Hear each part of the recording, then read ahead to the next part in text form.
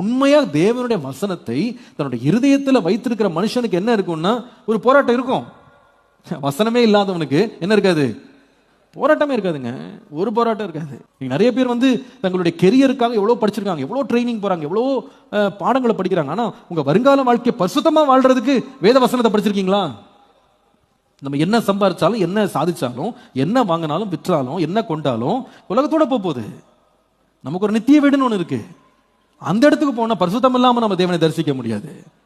அப்ப நம்ம இந்த உலகத்துல ஒரு 50 வருஷம் 20 வருஷம் 30 வருஷம் வேலை செய்யறதுக்கு இவ்வளவு படிச்சிருக்கோமே, இதுல நேவிகேட் பண்றதுக்கு நம்ம இவ்வளவு தெரிஞ்சு வச்சிருக்கிறோம். பரலோக ராஜ்யத்துல போய் சேர்ந்து நம்மை பரிசுத்தப்படுத்துற தேவ வசனத்துக்கு நம்ம எவ்வளவு நேரம் கொடுத்திருக்கோம். ஆவியானவர் உணர்த்துவாரு, நீ செய்யாதப்பா, இது தப்பு, உணர்த்துவாரு.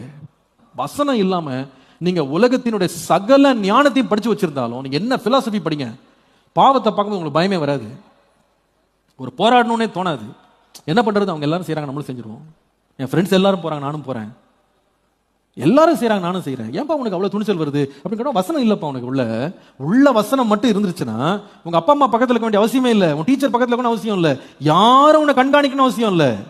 உள்ள இருக்கிற வசனம் உள்ள இருந்து அப்படியே பேசும். என்ன பண்ணிட்டு இருக்க நீ, எங்க போற, வழியை திருப்பு, ஒழுங்கா வீட்டுக்கு போ, இதை செய்யாத அப்படின்னு உள்ள இருந்து பேசும். நிறைய பேருக்கு போராட்டமே இல்லை, கூப்பிட்டா உடனே ஓடிட வேண்டிய